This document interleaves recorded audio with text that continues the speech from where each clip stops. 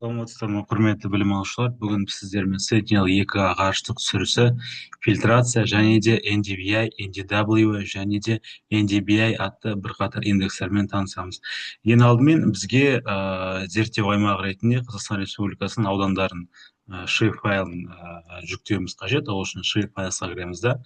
Осы бөлімде select алдында сіздерге жіберген ADM RK деген zip архивінің ішінде, zip папкасының ішінде ADM CAS2 деген бірқатар файлдар бар. Осының ішінен QMD және SPX-ті алып тастап, открыть батырмасын басамыз да, осы жаққа өзіміздің атым жазылды. KZ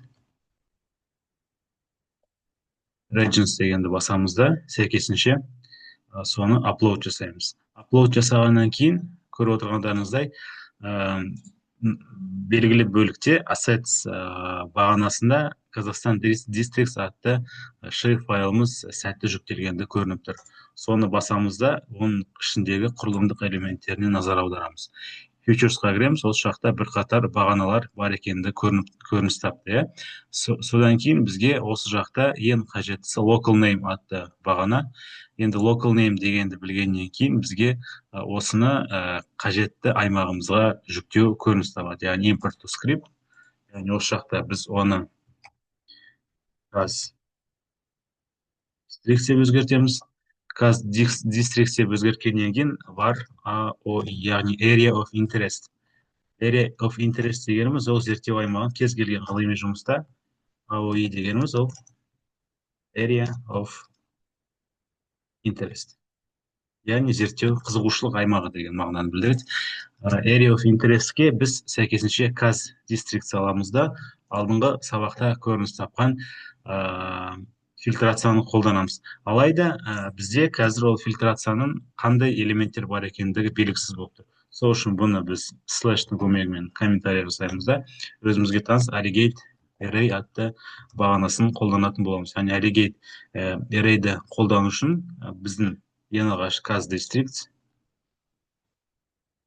осы жақта aggregate array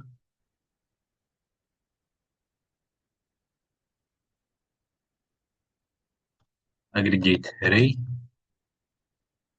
Осының ішкі бөлігінде біз local name атты бағананы жазамыз. Жазып бізде run батырмасын басамыз. Run батырмасын басқаннан кейін бізде осы элементтердегі барлық аудандардың аттары шығады.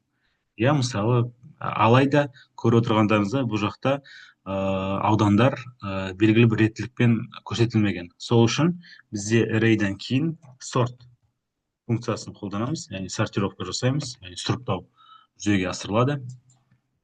Run'ды басамызда, енді бізде барлығы алфавитті тізбек бойынша орындалды. Яғни өзімізге қажетті, мысалы, еңбекші қазақ ауданы деген батырманы алып, копировать етіп, бізде қазір print қажет емес, AOI-ды қайтадан комментарийдан шығарамыз да, осы жақта фильтр орындаймыз. Фильтр, алдындағы өзімізге таныс filter және де equation'ды қолданамыз. Equation'ға сәйкесінше ең бірінші бағанаға local name, екінші бағанаға өзіміздің таңдап алынған еңбекші қазақ ауданын жазатын боламыз. Келесі, енді осы деректерді карта бетіне қосу үшін map center object area of interest және де 8 деген бағананы басамыз. Бұл картаны центрирование бойынша, ал енді осы картаны аймақтарды анықтау үшін